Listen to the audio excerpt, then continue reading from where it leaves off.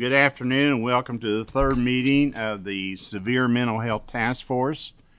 As a reminder, we have new meeting protocols in place for the 2021 interim session. Remote access is allowed to all meetings for the interim session. Members were provided a Zoom link to access the meeting remotely. The meeting materials were placed online earlier this week and made available for downloading. So at this time, we'll have the secretary call the roll. Senator Alvarado. Present in the room. Senator Berg. Present in the room. Senator Meredith. Representative Fleming. Present remotely. Representative Gibbons-Prunty. I guess that was you remotely. Present, yes. Representative Wilner. Present in the room. Co-Chair Kerr. Co-Chair Bentley. Present in the room. See, we're quick to learn is the assembly. We know already that I don't have to read that, whether you're present in the room or remote from the office or whatever. So, quick learners. Okay, we now need to approve the minutes from the task force meeting held on July 20th, 21. Do we have a motion? Motion to approve. And a second? Second. Second. All in favor say aye. Aye. Aye. Okay, thank you, Ms. Representative Prunty. So all ayes, then the minutes have been approved. Before we begin with the presentations, for members participating remotely, please remember to mute your microphones unless you're asking a question. This afternoon we will begin with Ashley, I never asked how to pronounce that, Ashley, Boaz. She is the Executive Director of Penny Rural Center. Members, hold your questions until after the presentation, please. And presenters, remember we are on a time frame, so be as brief and short as you can so that everyone can present and we can ask lots of questions. So, please identify yourselves for the record and you may begin. Good afternoon. Thank you so much. My name is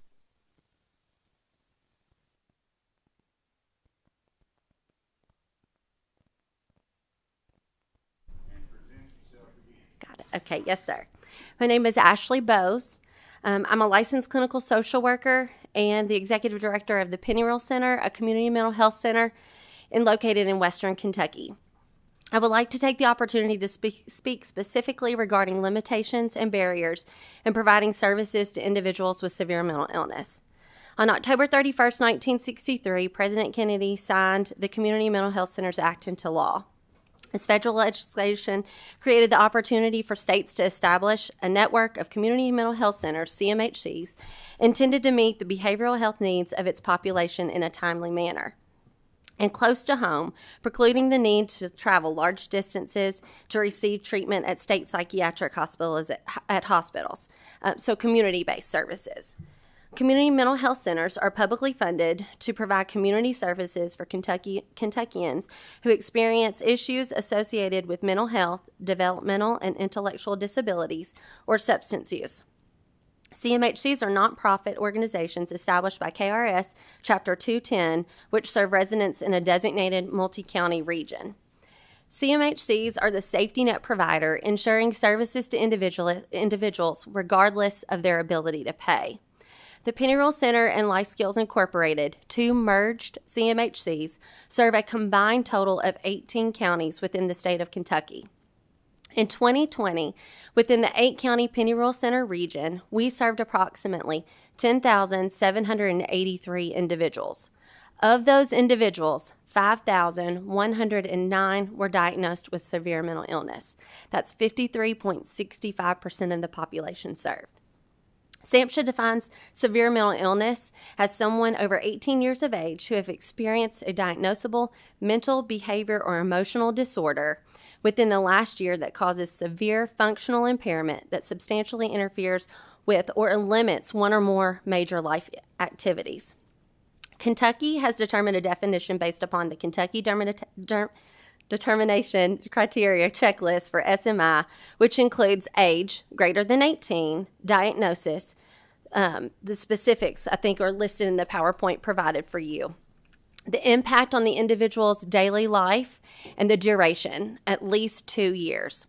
Both of these definitions have common factors: age, diagnosis, functioning, and duration. Individuals living with severe mental illness are not only seen in our clinics, but emergency departments, jails, colleges, universities. They're seen throughout our communities.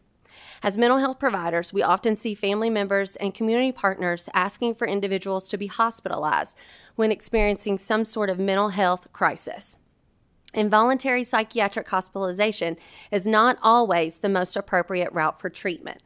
Specific criteria is used to determine the need for involuntary hospitalization according to the 202A status. So an individual presents a danger or a threat of danger to themselves, family, or others as a result of mental illness. They would reasonably benefit from treatment, and hospitalization is the least restrictive alternative mode of treatment. So this means that treatment will give a mentally ill individual a realistic opportunity to improve their their level of function, consistent with accepted professional practice in the least confining setting available.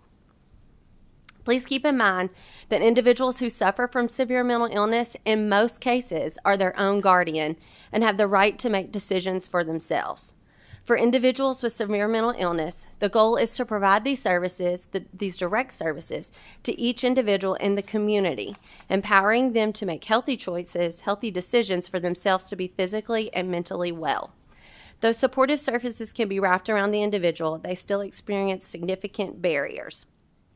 Transportation, affordable housing, lack of stable income, employment opportunities, as well as access to reasonable resources within the community, especially in rural Kentucky areas.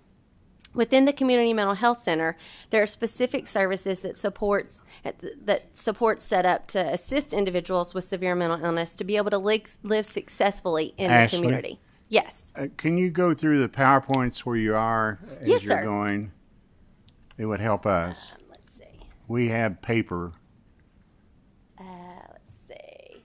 or someone can stay down there and help you if they need to. I can do it. I can move over and can do it.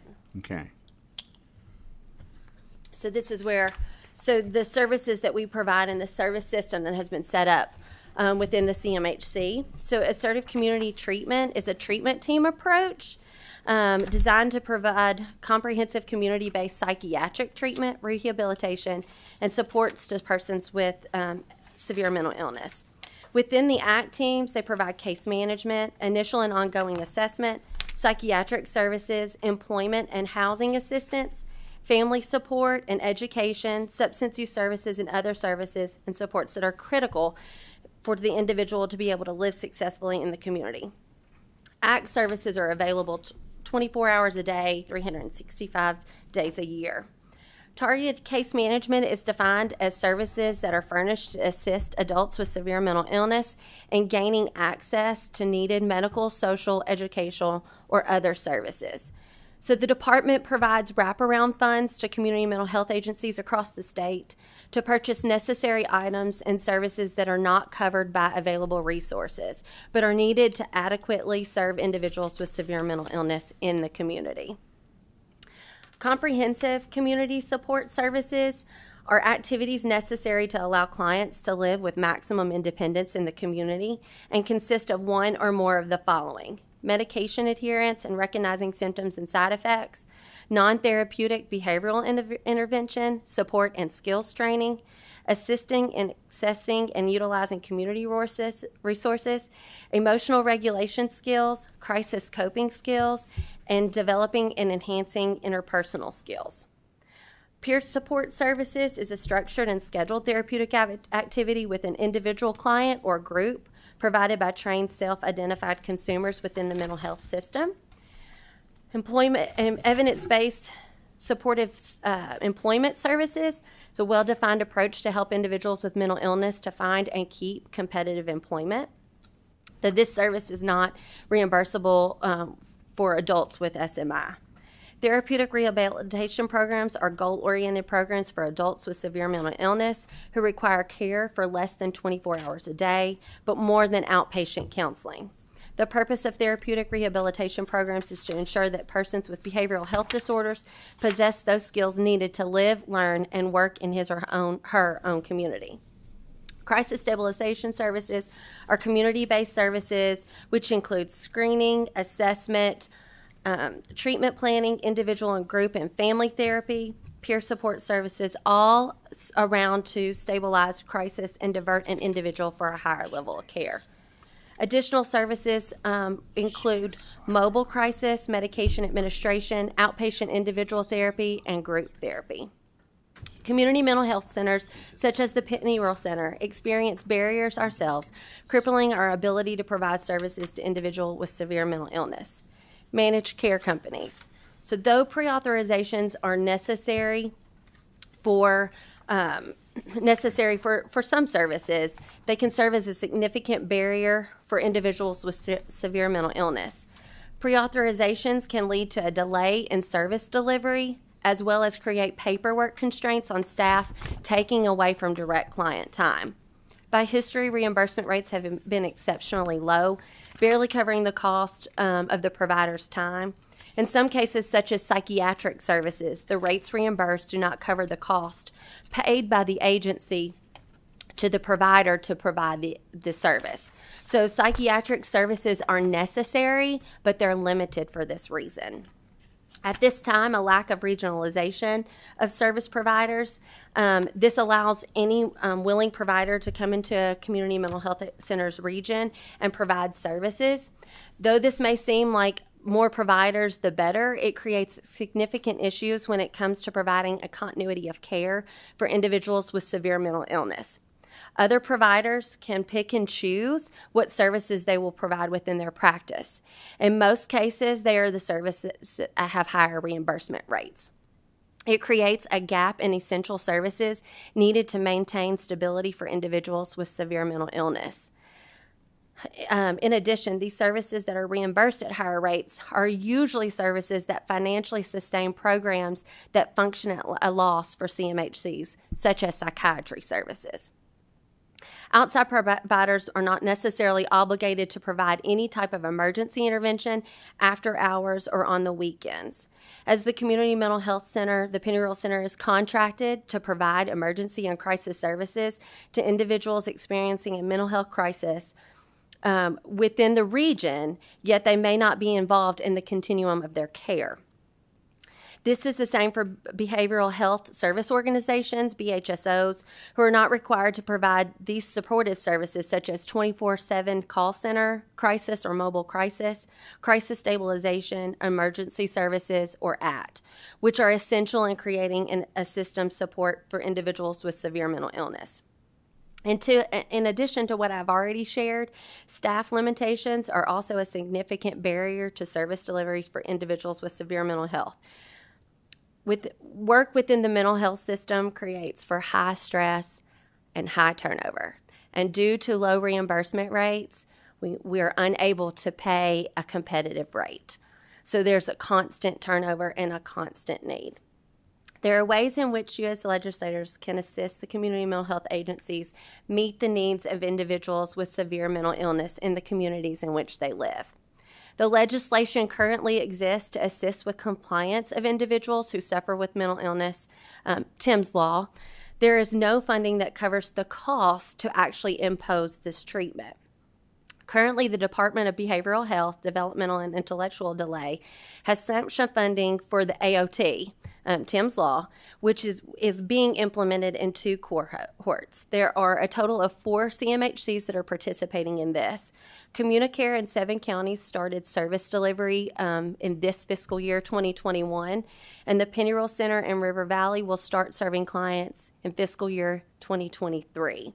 At this time, there is no long-term funding that has been identified outside of the grant award period.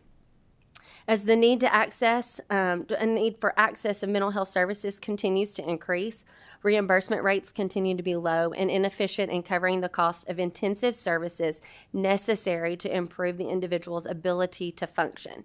An increase in reimbursement rates by MCOs allow for expansion of existing services to increase accessibility. Through legislation, regionalization as well as standard compliance monitoring BHSOs will allow for continuous care for individuals with severe mental illness.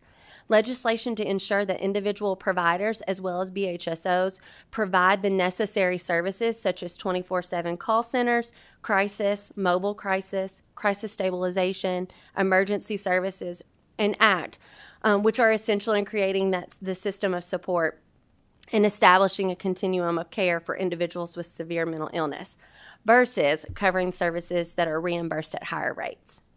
In closing, individuals with severe mental illness have the ability to live in a healthy, full, productive life. Essential services, as described, are necessary to ensure maintenance and stability of symptoms and prevent unnecessary hospitalizations, which would be removing individuals from the community. Community mental health centers are in need of your assistance with the legislation to advocate for funding and to ensure we are able to continue to do the necessary work. Thank you so much for your consideration and your time today. Okay, Ashley, I want you to move that seat. Yes, sir. And I want Gretchen Davis to come up next. We're going to combine your questions, since yours is on severe challenges to the people, and hers will be challenges also to the establishing health clinics. So, Gretchen, where are you? I'm on Zoom. Okay, you're up next. You got 10 minutes, and then we're going to put all the questions together for both of you. Okay, thank you. I would like to thank Melinda Prunty for inviting me to share my story. I have a couple of handouts that I sent in for you all. One is the beginning of it is called Roadblocks that I have faced, and the other is individual with intellectual disabilities and co-occurring mental health disorders. I didn't prepare a PowerPoint, I just did the handouts, but I'm so glad that she went first, because so much of what she said are the challenges that I'm facing myself. If you want to look at the first handout I had of the roadblocks that I've faced, I started, actually, I am CEO of the Muhlenberg County Opportunity Center, which was for 50 years before I came a sheltered workshop for people adults with intellectual disabilities. And through my experience working with people, I'm a retired school teacher, 29 years. I also have my rank 1 in special education, and I served the special ed population for all 29 years that I taught. So as I started to work there with these individuals, I felt like that there's more to life than putting pieces, parts in bags and labeling and weighing rivets. I just felt like that there was something more that we could do for our clients. We started, the director before me started a program with the waivers, the SCL and the Michelle P. waivers. The problem there was that we only had about 6 clients eligible for those waivers. And if you know anything about the waivers at all, and I believe at the bottom of this page, it talks about people that, let's see, it's the very last page, I guess. People on the waiting list for the Michelle P. waiver alone is 7,000. For the SCL waiver, it's between 2,000 and 3,000. So you've got about 10,000 people with intellectual disabilities waiting to try to get help, and their families get help with these waivers. With us, to be able to provide the waiver, we weren't getting enough reimbursement with 6 or 7 people, and we just couldn't hardly even break even with it. So I was introduced to the regulation 907 KAR 15, and what I saw was statistically, we've got about 35% of the intellectually disabled population who have severe mental illness. Where I work, it's higher than that. So I started researching, reading regulations to see how could I help these people live better lives and get the help they needed. So I became a Medicaid multi-specialty group under this regulation. And you're talking with a former school teacher. I'd never done anything in the medical field. I'd never done anything in the mental health field. But I felt like that this was worth my time and effort to get this going. In 2018, I presented before the Medicaid Oversight and Advisory Board of 2 full type pages of issues that I had trying to get established with contracted, credentialed with the different MCOs. And because I'd never done anything like this, I mean, it was tough because I didn't know anything about credentialing and contracting and prior authorizations and all those things. So as you can see in my handout, in 2019, we lost over $200,000. Now, part of that was, and you're talking about a nonprofit agency that we didn't have very much money to begin with. But what happened was Medicaid does not require prior authorizations for the comprehensive community support program that I had in place. And so I thought that all MCOs followed the same protocol as Medicaid because it's a Medicaid program. And that was not the case. We lost, like I said, over 200,000 with Aetna, with WellCare and Anthem because we didn't have prior authorizations. Aetna, they didn't require that. So for someone like me who's just starting out, that's a big thing to know. And nobody tells you anything. I had to learn everything on my own. When you try to call any of these places, you'll chase your tail trying to talk to the person who you need to talk to. And then some days I end up not even be able to get with that person. Then as we got that worked out and got the prior authorizations and everything going, the next thing that I had was that WellCare specifically was the hardest for me to deal with. They would not authorize but X amount of units. And the comprehensive community supports does not have a limit. So I had to battle with them for about 6 months until finally I reached out to Medicaid and they got in touch with them about that this wasn't supposed to be the case. Through all that, I had 3 clients who got WellCare services and they would not approve them, even though they had documented mental illness. They said it was not severe enough. And so even though my therapist, 2 of them, sent in information to WellCare, they still would not approve it with these documented mental illnesses.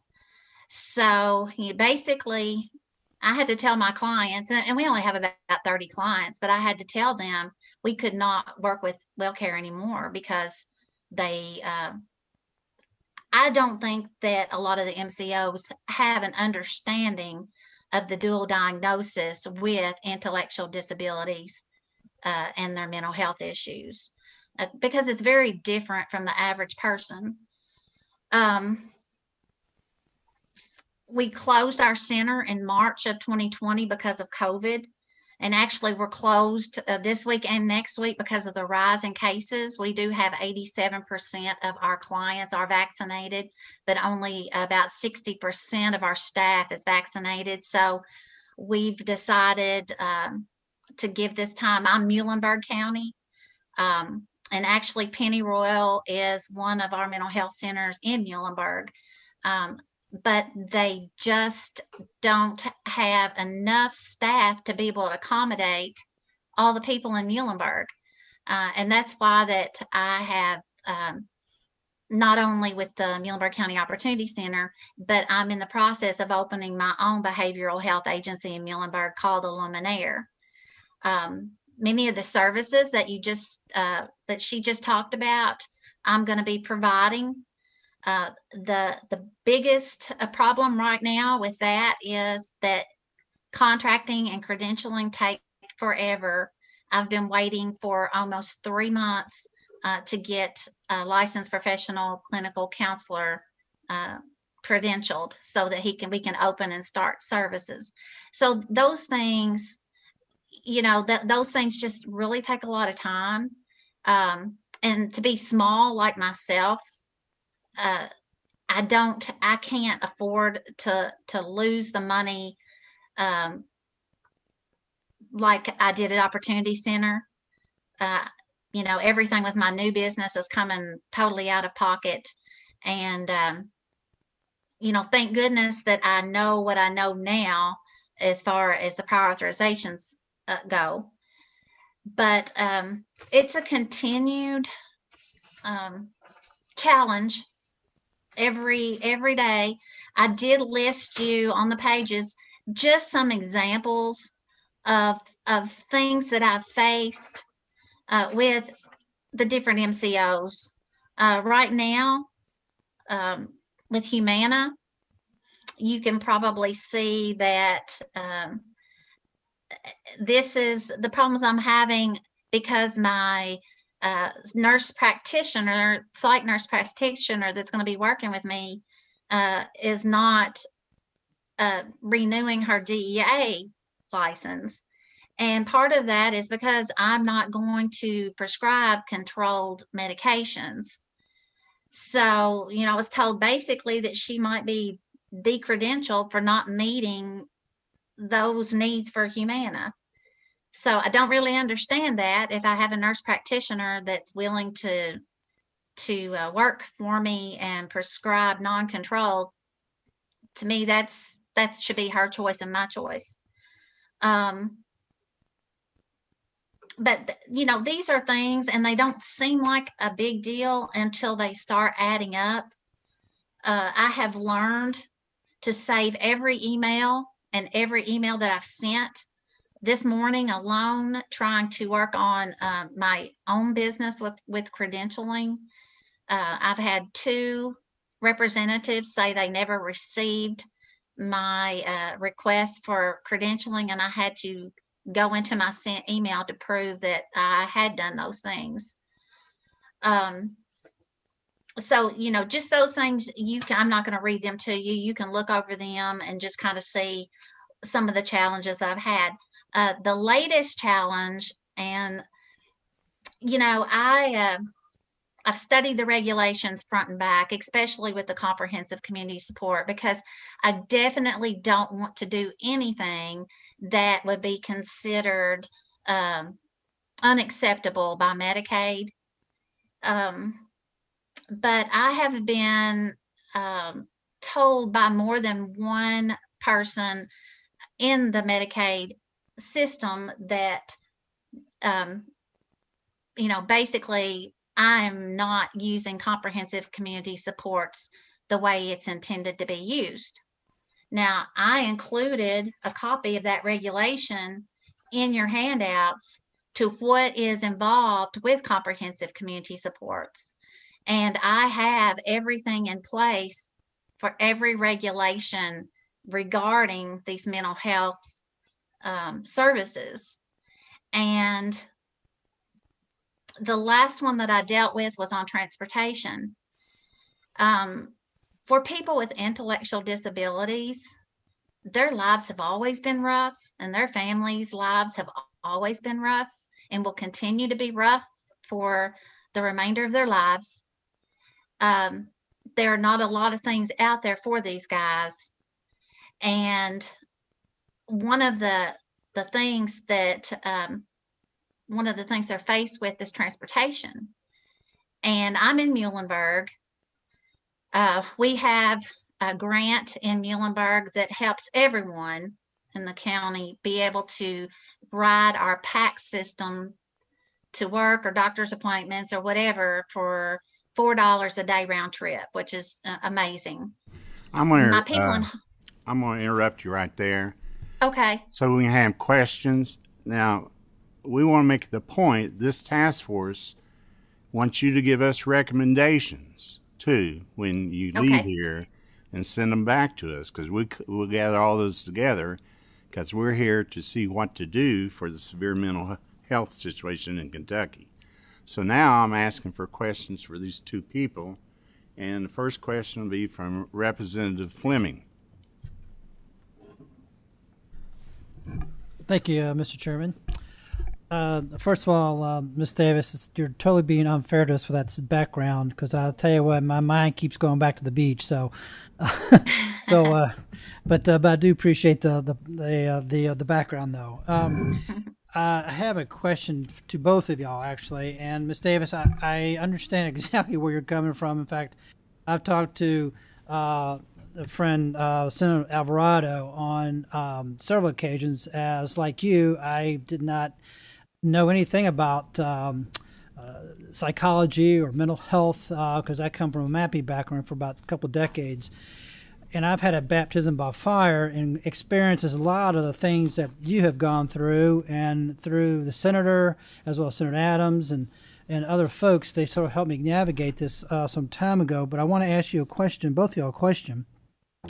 And it seems to me that we've got a human resources problem or a labor supply problem, and we also have sort of a fair competition, or I'm sorry, fair compensation issue. And what I'm seeing, and I suspect this is the case, but I wanted you to verify it. And also, as the chairman said, we need to have some solutions and some ideas and suggestions so we can go forward. And that is, we've got a very thin supply chain of your line of work, of being a social worker as well as psychologist, as Representative Wilner is involved, as well as other ones. So we have a very limited supply. We have a heavy burden, what I think, in terms of going through and getting continuing education and getting credentialing and not having reciprocity and compacts with other states. We have a situation when it comes to MCOs, how they're keeping the rates really down, but yet since there's supply, it's becoming an employee or somebody who's looking for employment market. I mean, they can basically demand their price and how much to pay them, and then being a nonprofit, I mean, it's tough for us to meet that. So they may go out and do some other things. So we're sort of in a pinch in terms of having that line in terms of cost and what we're getting involved, that we might be around 15-20% just to cover stuff, and that dog doesn't hunt, as far as I'm concerned. I want to know what type of thoughts you have, and if not, I would sincerely beg you to come up with some suggestions and thoughts and give it to the chairman in terms of what we can do to help that situation out in terms of the supply chain, but also about the reimbursement, how we collectively go through and address it. Now, on the other side, if we go through and look at the MCOs and on the Medicaid, obviously it's our job and it's our responsibility. We got to figure out how to pay for it and what we're going to do, but it comes in priority in our budgets and so forth. So what do you have anything off the top of your head you can address those two elements? Oh, absolutely. Yes, sir. You're absolutely correct. So for us, our home office is in Christian County, Hopkinsville, 13 miles from Fort Campbell. And we can't compete with Fort Campbell in what they pay on a federal level. A lot of their work is contract work, but what we see now, that individuals coming straight out of college, they don't care about retirement. They don't really care about benefits. They care about the bottom dollar that they're going to make in their paycheck each week. So for us, that has been a significant barrier. One thing is we have individuals that start working in our organization young in their career, and they want to go back to school. we as a company have no way to financially assist them through that process. Try to do the best that we can by providing flexibility to their schedule and their time, so to continue to empower them to further their education, so that hopefully through that process that we can retain them at the center. But it doesn't always work out that way. So I do think the increase in compensation or reimbursement from the MCOs, kind of looking at it from a perspective of when someone is hospitalized on a psychiatric level, it costs an MCO a lot of money because they're paying daily for their continual care on a hospital level, versus reimbursement at a higher rate than what we're being paid now for supportive services, that the goal is to prevent those hospitalizations. So the more frequent that the services are provided, it's not that they will have to have those services for an indefinite period of time that intensively, but to start at an intensive level and then be able to back those services back. So I definitely think the increase in rates then also allows us to increase our workforce and increase what we are compensating our staff.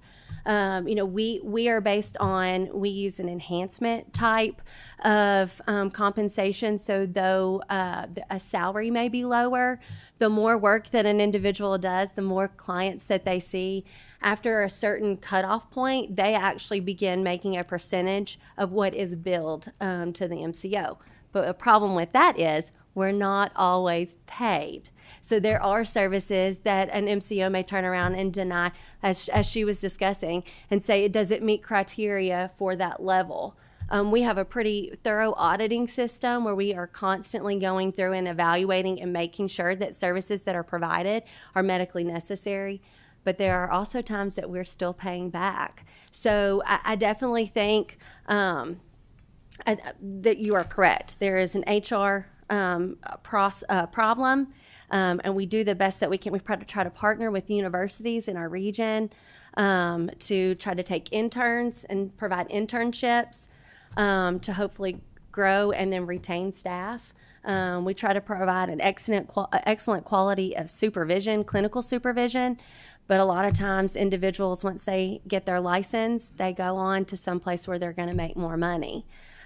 We try to encourage people to participate in the federal repayment of loans, and it's a program that allows for National Health Service Corps. It allows for individuals to contract to work in rural areas for a period of time for loan payback. So we try to sell that as a benefit of being able to, in trying to retain staff. So we do our best, but it's still, like as she shared, we are the CMHC in her region, and I don't think we would ever have enough staff to be able to be able to completely serve with ease. I mean, I mentioned we've served over 10,000 individuals last year alone. Well, I'd like to challenge y'all and to come up with some solutions. Absolutely. Because y'all are in the trenches, not in the bad context, but in very good context. That we need to find out the solutions. I'm there, and I know Senator Berg has experienced that, given she's in the medical field as well. And we're seeing a lot of things going on, and we need to have some solutions sooner rather than later to go through and address these issues. So, but in any event, another question. It's part of the barriers, and I'd like for y'all to come up with a solution or thoughts. And I think Representative Wilner did the psychology reciprocity last year. Well, I don't think that's not across the board with a lot of mental health professionals, and we need to collectively go back and do that. That will help the supply chain in doing that. So if somehow we can get to these boards to be more receptive and go through and have some type of reciprocity or now I don't want to say recognition, but some type of an acknowledgement of that, still maintain the quality of services and credentials we have, that'd be appreciated. I really, really would encourage y'all to try to help us out, because we understand where you're coming from, we feel your pain, but we need to have solutions and get the ball rolling. Absolutely. Thank you. Thank you. Thank you, Representative Fleming. I have one more question. It'd be Representative Prunty. Are you there? I'm here. And I want to apologize to Ashley for not being there in person, but I had a health issue come up, so I had to stay home today. But Ashley, you were talking about the cost of the care and intensive hospitalization versus the supports. Do you have any kind of data that you could share with us, maybe send back to us? Or are there any kind of comparative costs, side by side of hospitals? Absolutely. I can definitely get that. Of course, we don't bill on that level because that in our region that goes to Western State Hospital. But I can absolutely get that data for you for sure. Okay, and I just want to make a few comments if first of all, Ms. Davis has had 5 or 6 clients. She's trying to get all the clients, all the special needs students that have these issues that she's seen through the years out in the community having a life. And I can't say enough good about the work she's doing. And hopefully you're going to hear from Ms.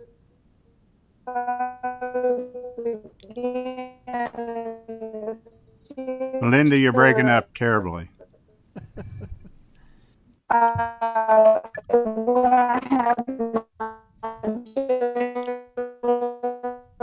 Melinda, can you hear me?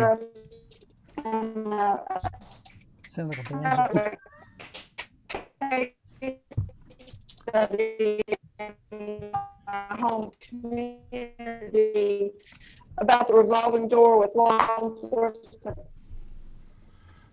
I'm sorry. We'll continue the discussion when. Thank you. Thank you, Melinda. You broke up terribly. Okay, so we're going to move on. Thank you both for your presentations and send us recommendations, and thank Representative Prunty for inviting you here. Now, at this time, I'm going to invite Representative Wilner. Representative Wilner, for y'all don't know, is a doctor of clinical psychology, and she's going to present the next speaker, so I'm going to give her the gavel here for a few minutes, and we're going to move on. And if you're presenting, 10 minutes, because we got to get everybody involved in questions answered. Thank you. So there you are. All right. Thank you to Chairman Bentley for sharing the gavel with me. I'll promise not to abuse it. And we've talked a lot on this task force about stabilization through prescription and how important that is, but also the ongoing supports that are needed to keep folks out of hospitals, as we heard from the previous presenters, and so we can have people leading their best lives and being really involved and engaged in the community. And so we're going to hear from several presenters today who work with agencies where the focus really is on community supports.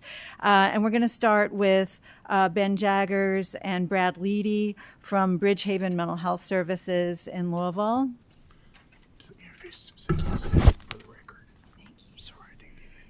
And if you could start by introducing yourselves for the record once you're settled in, that would be great.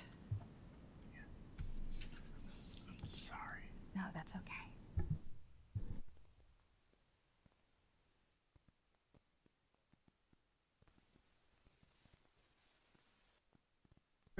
Can you hear me?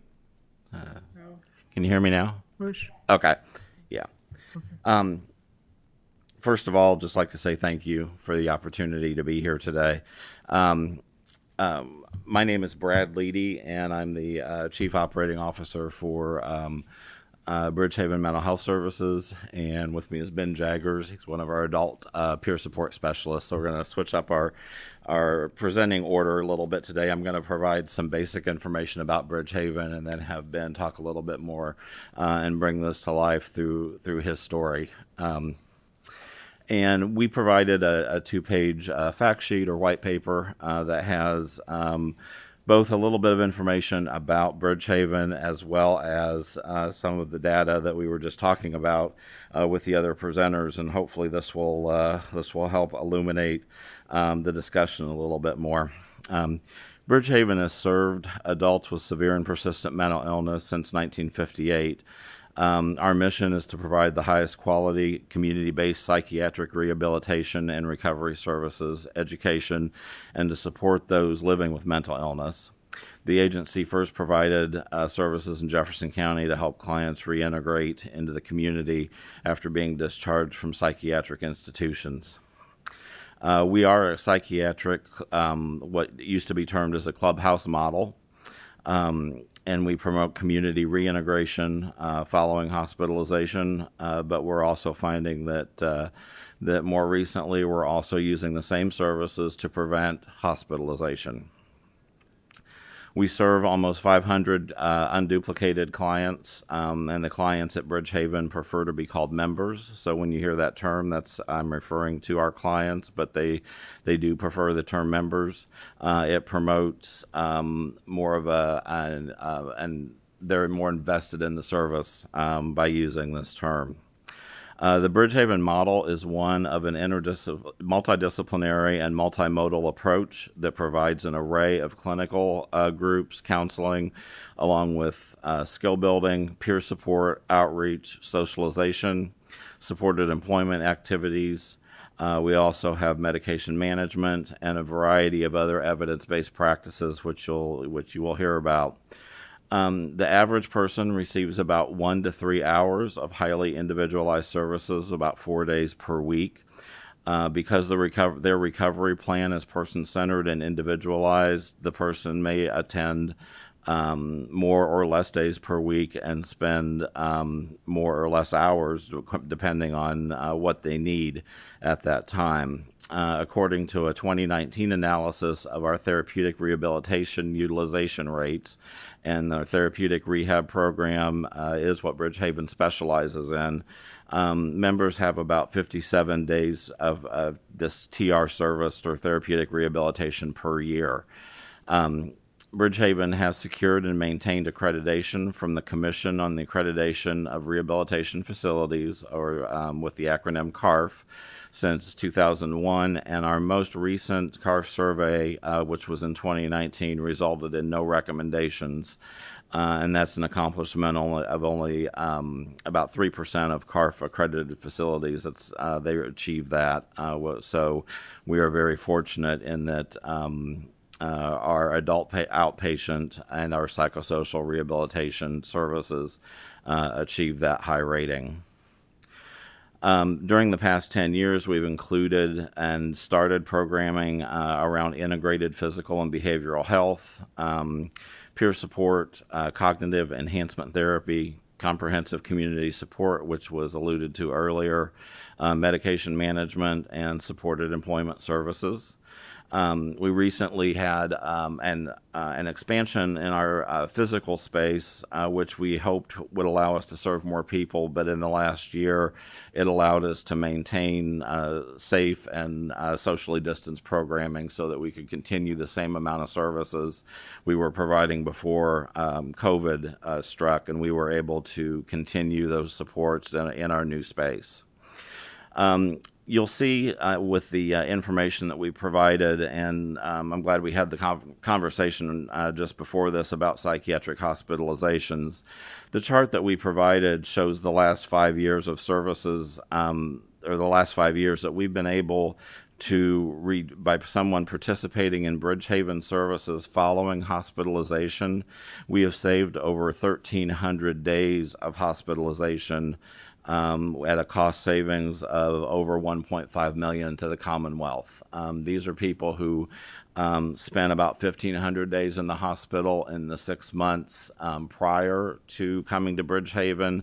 And then when they come to Bridgehaven and have a chance to participate in programming that stabilizes them and stabilizes their psychiatric symptoms, we found that they only needed to be rehospitalized very briefly and for a period of about 209 days in total over those 5 years. So again, it's a huge savings to the Commonwealth. Along with that, we have, for the last several years, had 100% reduction in incarcerations, meaning that if someone came to us from the jail system, we were able to keep them out of the jail system after they participated in Bridgehaven services. And we also had an 85% maintenance rate for housing. So if someone came to us and they were homeless before they came to us, we were able to keep 85% of them in stable housing following participation in Bridgehaven services. We also have a relatively new program that focuses on integrative health and physical health and behavioral health services. I do have some stats there, and I'll let you take a look at those on their own, but it's well documented in the literature that people who have behavioral health issues or that have a severe mental illness also have comorbid physical health issues, and on average die 25 years younger or sooner than their cohort or their peers in their cohort. And so we work to balance that playing field and hopefully address their physical health issues as well. We have some other stats that I'll let you take a look at, but we also do quite extensive outcome measures for people who participated in our services, and we find that on average they are more stable and maintain their stability when they leave services, and they don't require the use of more expensive or more restrictive services after they leave Bridgehaven care.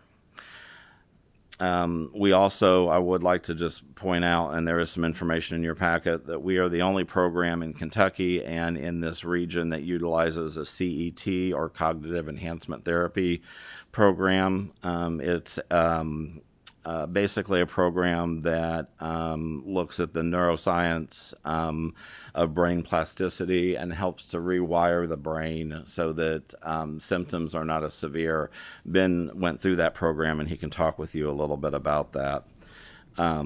Brad, and I'm going to have the gavel taken back from me if I don't keep us moving on time. Okay, that's fine. So I want to make sure we hear. I wanted to just extend an invitation to anybody who would like to come and see Bridgehaven. We would certainly like to have you do that, and I'll turn it over to Ben for his portion. Thanks, Brad. Again, my name is Benjamin J. Jaggers.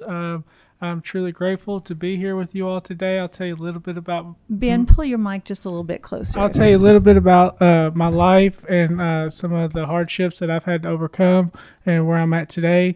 I grew up in a single-parent household with one sibling. We grew up in poverty. I lost my mother at 16, and I started smoking marijuana when I was about 13, and my mother took me to see a therapist, and he diagnosed me with depression, and I ignored the fact that I had a mental illness. This would carry on with me until I was 25. 21, I was diagnosed with schizophrenia, and I ignored the fact that I had a mental illness then as well. It wasn't until I had gotten beaten down by drugs and alcohol, mainly marijuana and alcohol, that, I in hospitalizations. I've been to 2 of the major hospitals here in Kentucky. I've been in 2 of the major jails here in Kentucky. I was in the foster care system until I was 21. My whole life hasn't been bad, but I've had some challenges to overcome. And let's see. When I got out of jail, when I was 24, I was in Louisville, Kentucky, and I got connected with the Family Health Center Phoenix. It's a homeless community homeless healthcare system, and they got me connected to the Salvation Army, and then I was able to apply to the Wellspring program. It took me about 6 months from being in the homeless shelter at the Salvation Army to get into a transitional living home through Wellspring. I graduated, and at the time I was at the homeless shelter, I had found a fellowship, and I had started to work on not only my mental health by attending Bridgehaven, but I started working on my substance use and my drug and alcohol problem, and so I ended up getting a staying sober, and I got into a apartment of my own. I got off of disability by working at Bridgehaven after they provided me with peer support training, and I got off disability, and I have 2 cats now, Louie and Grace, and that pet therapy has really helped me, and I've been stable on my medicine, or been taking my medicine as prescribed for 7 years now, and haven't had any altercations to where I've had to be in trouble. And Bridgehaven has really been a foundation in my recovery for my mental health. It taught me that I could have a mental illness, and I could have a drug and alcohol problem, and there's nothing wrong with me just because of those 2 factors.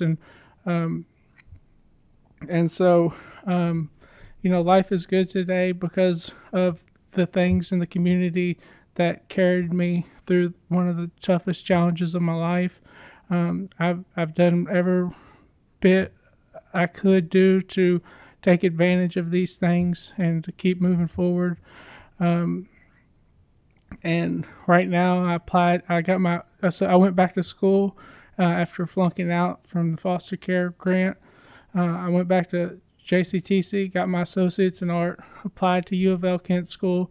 I'm studying to be a drug and alcohol counselor once I finish my bachelor's degree, which I'm a senior at the Kent School. And I wish I could tell you all everything. I know we're short on time, but I'm truly grateful that I have this opportunity. I know it's a privilege. And if you have any other questions, please call Bridgehaven. I'm there 8:30 to 4:30 Monday through Friday, and I'll be happy to answer any questions you may have. Thank you. I feel like we're the privileged ones to be able to hear your story, and to know what can happen for folks when they're given the resources and the supports that they need. And I'm so happy that you were able to find those supports at Bridgehaven. And I want to open it up for questions. Do we have anybody? And I'm also told that co-chair Alice Forgy-Kerr has joined us remotely, so welcome, Alice. Senator Alvarado. Yeah, thank you very much, and thank you all for your presentation. Just a couple of quick questions based off your testimony. When you talk about supported employment for a lot of the folks that are within these within your organization there, can you explain a bit more about that, how that works? I mean, do these individuals, what they're getting paid as far as a lot of that supported employment? I know some of them may have, I'm not sure if some of them have disabilities that are already diagnosed or not, or if they're just, a lot of them just have mental illness backgrounds. But I'm curious if you can expound a bit more on that. Are they getting paid at minimum wage? How that works? Sure. We use a program that originally came out of Dartmouth, which is called IPS, or Individualized Placement and Support.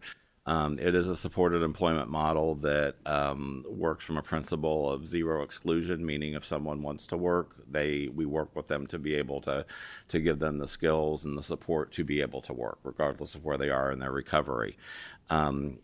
We also, that program also works from a principle of seeking competitive employment. Just simply because someone has a mental illness or intellectual disability does not mean that they cannot compete in the job market and seek the job that they want at a pay that is fair for them. Our job coaches work with people to understand both either the benefits or the drawbacks of explaining what their particular challenges may be, but it's their choice, it's the member's choice or the client's choice to determine whether or not they want to share that with their employer. And our supported employment coaches will and staff will help them decide and then help them either present that or not, so it hopefully is not a barrier. But they will also support them in whichever decision that they make during that process. And once someone is part of our supported employment program, they have those services for as long as they want them, and we'll continue to work with them through the rest of their lives if that's what they desire, to help them maintain employment. Are some of these folks making below minimum wage? I don't have that specific information because they take the jobs that they are either offered or they desire to take. They should not be, if they're, we don't have any control over that. We'll place them in companies where they sometimes are concerned about their benefits, so they may take jobs that do not pay as much as other jobs might, but that's not necessarily part of our program to decide. Now, are some of the offers that they receive below minimum wage?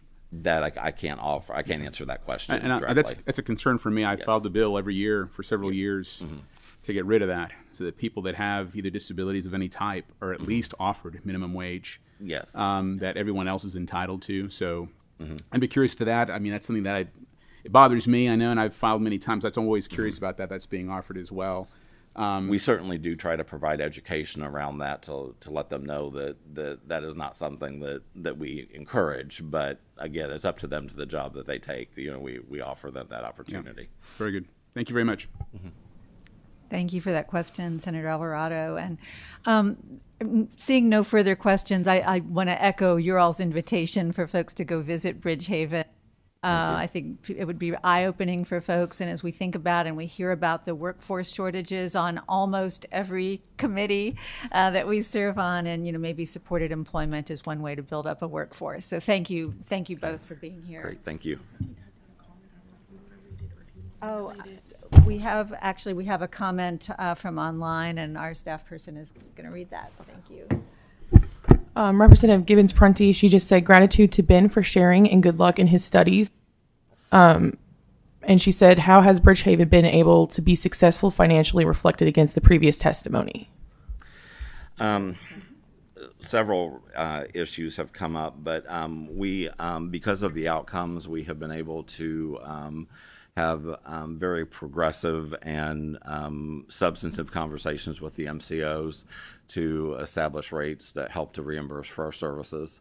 I'd like to say that to think that we are very fiscally responsible, but the one thing that has drawn me to Bridgehaven personally is that regardless of what service may be reimbursed or what service is provided, most meetings end with the same way that it starts, is what's best for the client, what's best for the member, and we make decisions based on that. And we have found that even though we may take a short-term hit, certainly keeping somebody out of the hospital at $1,200-$1,500 a day has its benefits, and that comes back to us in terms of community referrals and being able to support our being able to have this data to support for grants and other ways to fund those programs. Anything else, Liz? Okay, I think that's all of our questions, and I know you guys will make yourselves available in the future for us to reach out to you. Great, so, thank you so much. Thank you very much for being here. And next on the agenda, we have Christy Shuffett, the Executive Director of New Beginnings, so moving from Jefferson County to Fayette County. And Christy, if you could introduce yourself for the record.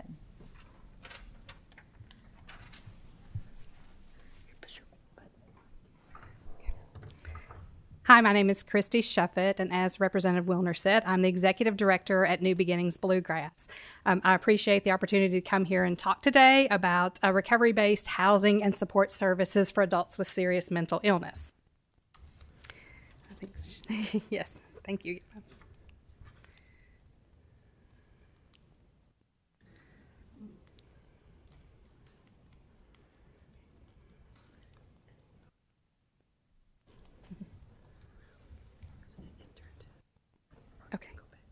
No, it's fine. That's fine. Thank you. Yes, thank you. Thank you so much.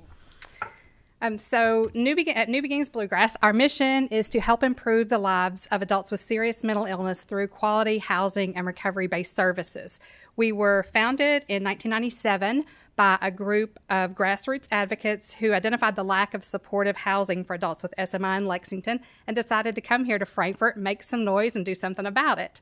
And so since that time, we've continued to grow, and we currently provide supportive services to 106 individuals, and we own 30 housing units across Fayette County.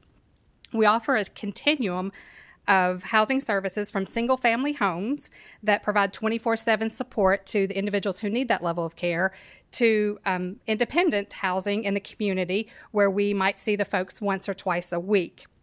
Our primary source of funding comes from a contract with the Cabinet for Health and Family Services, but we also have grants with through the Lexington Fayette Urban County Government, the U.S. Department of HUD, and the Lexington Housing Authority. And all of our services are based on the permanent supportive housing model, and we utilize a housing first philosophy to deliver those services. So what is permanent supportive housing? It is an evidence-based practice that is utilized to help adults with serious mental illness obtain and maintain housing. There are two main components necessary for permanent supportive housing success, and that is affordable housing partnered with voluntary support services. So, and the housing is permanent. Tenants can stay in their homes as long as they meet the basic obligations of tenancy, such as paying the rent on time and following other lease requirements. And tenants also have access to voluntary and flexible supports, and that the housing comes with the same rights and responsibilities that would be there for any tenant. The key principles of permanent supportive housing are shown on this slide, and I'm going to go through each of those quickly with you all. So the first principle is choice of housing. Permanent supportive housing program aims to maximize the client's choice in housing options as well as in regard to the services that they choose to receive. If clients are placed in a setting that doesn't meet their personal needs and preferences, it is not likely that they will be successful in that housing. So it's vital to ask each client their opinion on where they want to live, what kind of housing they want, what area of town that they want to be in.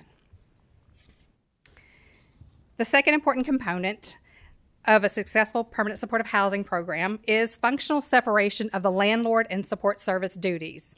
The landlord is responsible for the rent payment collection and lease compliance issues, and the services are there to help the client develop skills, help learn how to advocate for themselves, and meet other housing-related needs. New Beginnings is both the landlord and service provider. Some of our clients live in our housing but don't receive our services. Perhaps they go to the CMHC or another partner agency in town. Some of them we provide supports to, and they don't live in our housing. Actually, the majority of the folks that we serve are living in their own apartment out in the community, renting from another landlord. So participation in either side of our program is not contingent upon participating in the other side.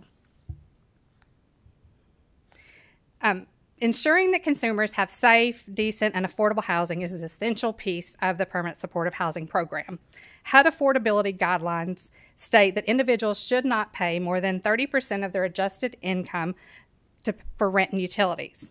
But the reality is that people living on an SSI payment often pay 60 to 80% of their income toward their housing. And HUD defines cost burden when somebody has to pay more than that 30% threshold for their housing, and severely cost burden when this rises up to 50%. In Lexington, the fair market rent for a one-bedroom unit is $728. In 2021, the monthly SSI benefit for an individual is $794.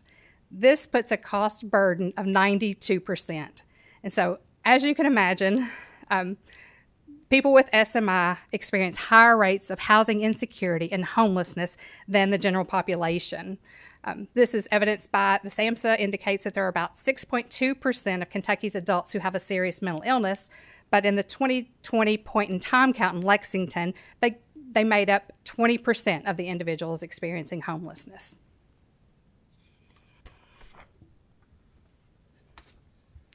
It's important that when we're assisting clients to secure housing, that we help them locate the most integrated housing options as possible.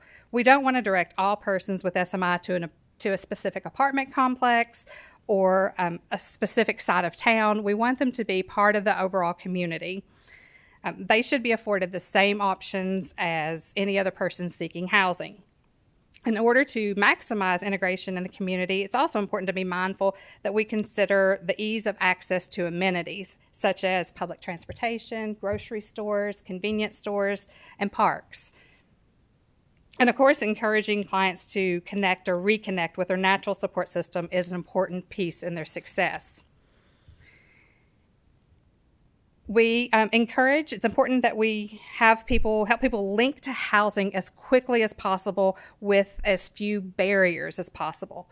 This means that in our program and in permanent supportive housing programs, people don't have to be taking medication. They don't have to be engaged in treatment or to be sober before entering our program.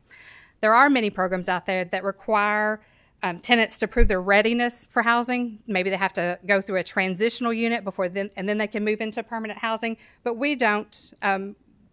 Permanent supportive housing model just says just go straight to housing. And so we help them find the housing of their choice and go straight to that. And showing readiness actually doesn't increase their chances of being successful in housing. And actually, there are better outcomes for people if we just go ahead and move to housing first. And then if they have a safe place to call home, then they'll have better outcomes. So we do help people access the housing first, but that is not, we don't stop there. We have to have the second part of the important piece, which is the flexible voluntary services. And so this is the other component that balances out the affordable housing piece of the program to ensure successfulness. And so while the services are voluntary for all of our tenants, they are not for our staff. That means even if a tenant refuses services initially, our staff continue various engagement techniques to go after the folks and strategies and do whatever it takes to help them connect with the services and supports that they need to keep their housing. And of course, the services that we offer are recovery-oriented, consumer-driven, and evidence-based. And they also must be flexible so that in the type, the location, the frequency, and intensity can be adjusted as the client's needs change. So recovery is at the core of what we do, and I'm sure that most of you all are familiar with what that means, but I've included SAMHSA's working definition of summary that I think does a great job of summing that up. And it says that recovery is a process of change through which individuals improve their health and wellness, live a self-directed life, and strive to reach their full potential. So helping people advance through their recovery is the most rewarding part of what we do. You know, it's wonderful to be able to be part of that journey with our clients. In regard to services, one size does not fit all. So support services are designed to meet each person's needs and preferences, and although they vary widely, some of the common goals I've got listed for you here. We help connect them with physical and behavioral health care services, including substance use supports. We help link folks to vocational employment opportunities. We assist with accessing mainstream benefits such as food stamps and Medicaid, which can often be a very convoluted system and difficult to access without supports. We connect them with rent subsidy programs. Often these are wait lists are closed for some of these programs. It's very challenging to figure out what resources are available at what time because there's in such short supply right now. We help teach independent living skills such as budgeting, housekeeping, and meal preparation. And we help advocate with the landlord when there are issues or concerns that the tenant can't handle themselves.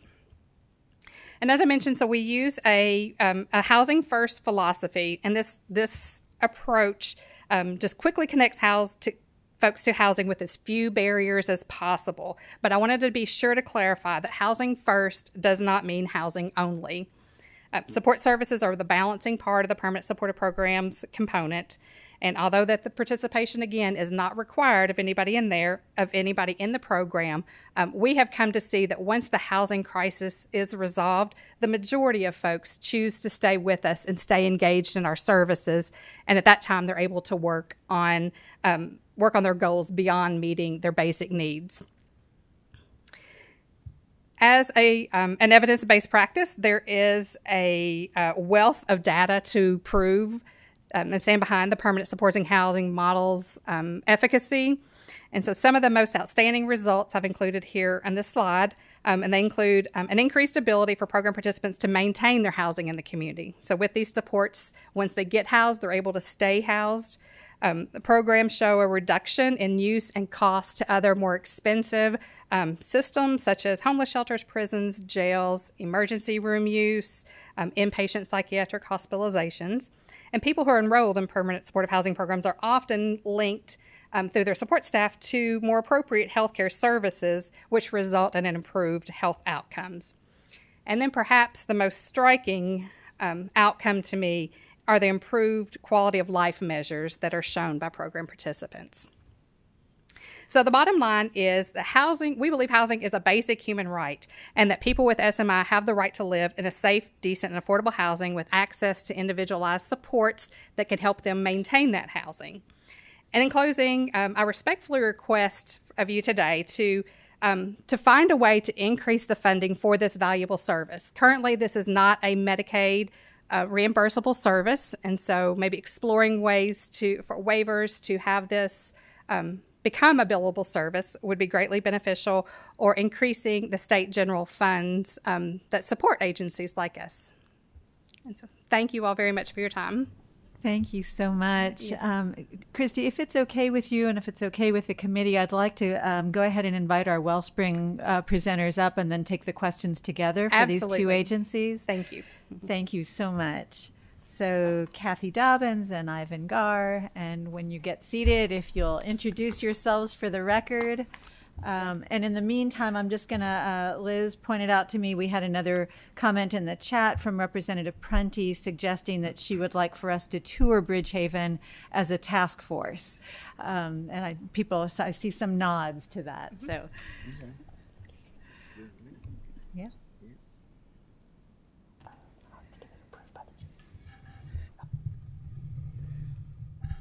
Okay, I'm going to take this off, if that's okay. I'm Kathy Dobbins, and I'm the CEO of Wellspring. I'm a licensed clinical social worker, and I am delighted to be here with you today. And Ivan Gar, who's one of our peer support specialists, is joining me. Yes, I'm Ivan Gar, peer support specialist for Wellspring. So let's see if I can get this PowerPoint to work. So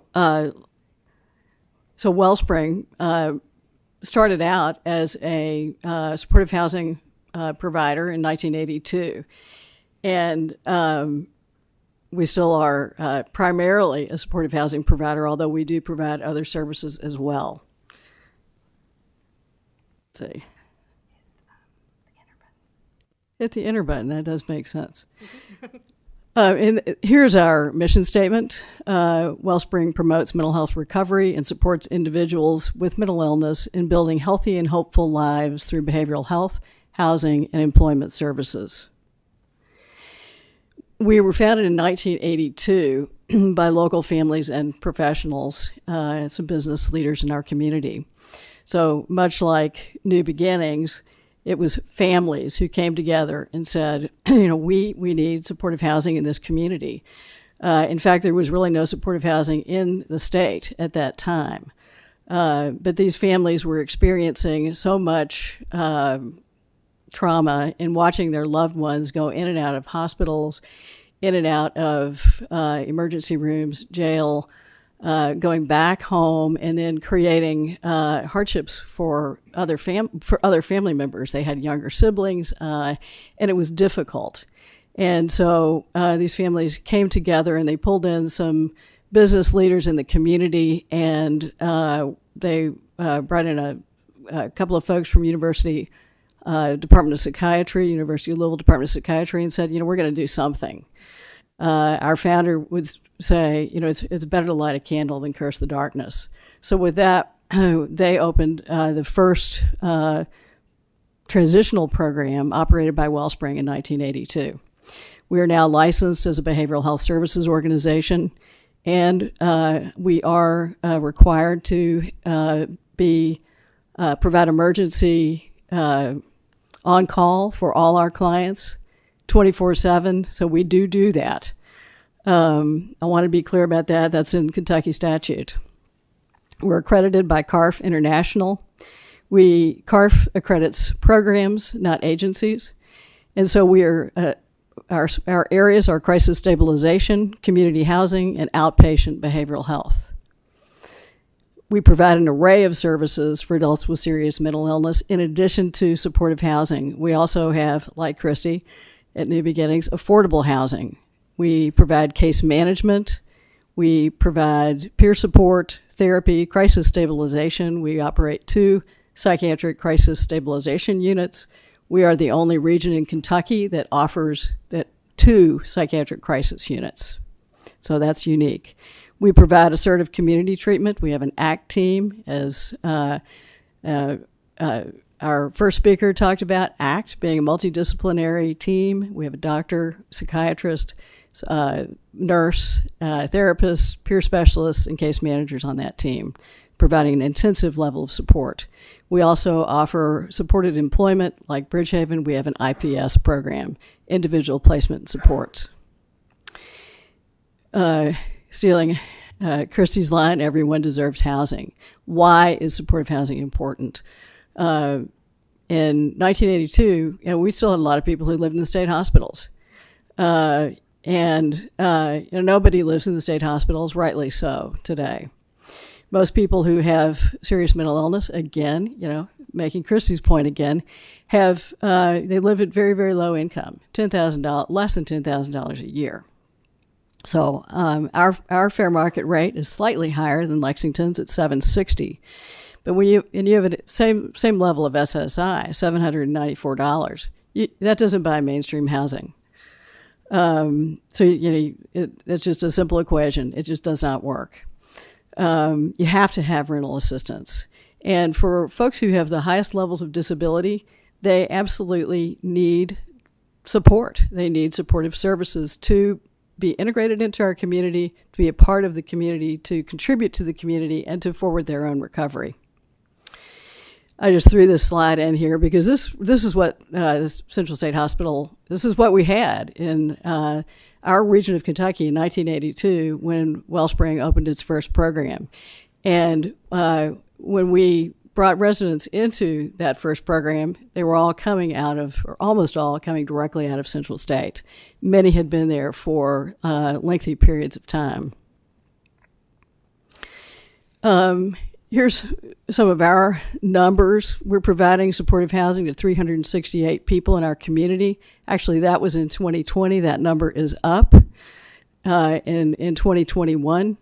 We have 20 people in staffed residences, which we call community housing. We have 17 other folks who are in Wellspring-owned housing where we provide flexible supports ranging from case management, peer support, to assertive community treatment. We have the lion's share. You can see 331 people living in scattered site housing with rental assistance. And then the supports that people receive is variable depending upon what they need. We also own some affordable housing sites, and we have 87 units there. So people living there may or may not have our supportive services. Some get supportive services elsewhere. Some folks may simply be going to a psychiatrist and getting medication and doing fine, but they still need that subsidy. And when we're looking for scattered site housing, you also can't be assured that you're going to find quality housing. So this is one way that we can feel like we have some control over providing quality. And then you can see the other services that we offer. We served 444 people in our crisis units in 2020. Supported employment is a low number, slightly COVID impacted, but we can talk more about that if people have questions. And then these are the other kinds of services we offer: therapy, peer support, ACT. We have a federal grant providing services to individuals, homeless adults with co-occurring mental illness and substance use disorders. These are some of our housing sites. We try to be small, no signs, blend into the community. Try to move beyond NIMBYism. They're scattered all over the city. And again, we're trying to go into neighborhoods that feel safe, comfortable, and are close to amenities. Some more photos of housing. I went through that real quick, but if you caught a glance, I'm not sure how to go back here, but there was one large building, apartment building, which has 30 units in it, and we have 9 of those units in that building. So that's kind of a step forward for us in some ways to try to be increasingly integrated in the housing that our clients receive. We do focus on recovery. It's in our mission statement. We look at it in a variety of different ways. In our most highly supportive programs, we are identifying it or trying to operationalize that as looking at client satisfaction. Are people satisfied with their lives? It's remarkably high. You have to look at that at the context of people having really reduced choices, but they're reporting 89% client satisfaction. Are they competitively employed? It's a low number, 21%. We'd love to see that go up. Again, these are folks who are more the most disabled of the subpopulation, really, of the folks that we serve. And then we also look at how many folks are engaged in work programs, volunteer jobs, or school. Again, it could be higher, but they're it's 45% in 2019. It dropped down a little in 2020. This is one of our affordable housing sites. It's HUD Project 811, has 12 units. I won't go over all this because Christy has gone over most of this. And I assumed this was going to happen, which is fine. But we agree on the basic tenets of what is supportive housing and how that should be provided. What are the gaps? There's not enough of the most highly supportive housing.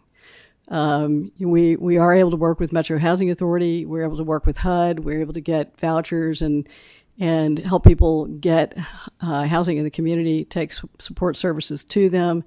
But some people need more than that, and that's very scarce. And while we do, a lot of the services that I talked about are Medicaid reimbursable services. We do bill Medicaid.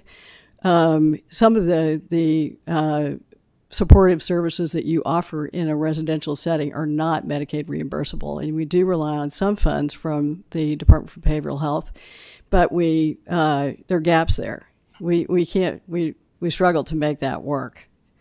And at times we've had to reduce staffing significantly in order to make the dollars work, and that hurts the clients that we're trying to serve.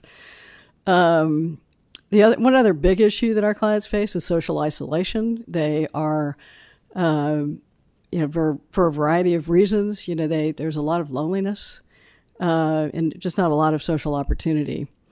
Also think that there could be and should be an expansion of supported employment programs. And yes, our clients, Senator Alvarado, all of them do have to get minimum wage level jobs. That's part of the program. Unfortunately, some people don't make it that far. I'm trying to time myself. Some people don't make it that far. And that's unfortunate. You keep working, and as Brad said, you support them forever, but there's not a reimbursement to help you continue to do that. So that's a concern. I wanted to read you just two real quick things, if I may. Just to give you an example of some of the folks we're serving. Sometimes this was an article written by a journalist at Wave about a client, a woman, homeless woman. Sometimes an important story happens right in front of your face, but you don't see it. Maybe you really don't want to see it. Every minute of every hour of every day for weeks and then months, I noticed Janet sitting under an awning of a vacant building across the street from our television station, never moving except to use a bathroom that wasn't there, always watching a world go by that somehow left her behind. Below zero on a couple of nights in February, she lied under her blankets and the icy white snow blanket that covered everything. Hundreds of people like me drove by every day. She accepted help from myself and others passing by. Now I'm in the streets, Janet told me. I'm trying to get help with housing after I got illegally kicked out. I'm not a drug addict who had a strong addiction. They took me to Central State, which is a psych facility. I was offered a tent like 5 times. I told them you can't fix this problem with a tent. Mind you, I didn't have anything when I came out of jail. The longer she talked, the better I understood the real issue here. I had to actually get a Mexico representative in this situation because the U.S. does not want to do anything for me, she said. They don't want to get me off the street, so I have faith in Mexico. On March 10th, she disappeared. Police confirmed to us they took her away with a mental inquest warrant. A couple of days later, the building she leaned on for months went up in a 2-alarm fire. Just a couple of days after that, Janet was back sitting in the busted glass next to that building. Our Assertive community treatment team got engaged with her at that point. They reached out and working with Metro Police Department, and were able to move her into a motel. And from there, she has moved into her own apartment. And remarkably, 4 months later, she now has a job. So that's most of our stories are not quite that dramatic, but that's a dramatic story. Perhaps a somewhat more typical story is a fellow named Kevin. He's 58 years old. Kathy, can I, before we hear about Kevin, can we make sure that we hear from Ivan? Yes. Okay, I'm Ivan, peer support for Wellspring. I'm just going to tell you a little bit about myself, what I do, and how it affects my recovery. I first came in contact with Wellspring by the IPS program. It's an employment program. It's individual placement with support. They help you find jobs, help you find what you're suited for and your interests are. So happened was that I was suited to be a peer support specialist and had the benefit of being hired by Wellspring. Working for Wellspring, I work for WISH, which is a Wellspring Intensive Supportive Housing Program. And with that, I work with people that have severe mental illnesses I've suffered with. They have coverage for 7 days a week, 2 times a day. I work with these type of people every day. And it enhances my recovery to work with people that have suffered the same things that I suffer. And with that, I'm enhanced by that. Today, no longer am I held hostage by my symptoms, by drug addiction, by low self-esteem, by fear. No longer am I held hostage to those things. Today, life is great. I live a good life. I'm optimistic. I look forward to the next day. Even I have a house now. I have a car. I have a few coins in my pocket today, which I'm very happy about. But even today, even be able to speak to you, my recovery has allowed me to speak to you today. I would never have been able to do this if it hadn't been for Wellspring and my recovery. So at Wellspring, we believe that everybody can recover from a mental illness, and we just need the support of you all to help us with these services to help us help people with severe mental illness. Thank you. Thank you so much.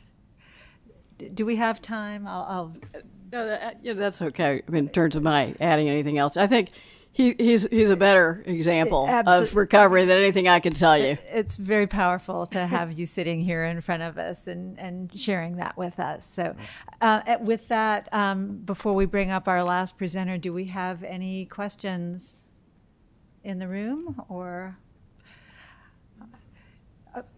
Senator Berg.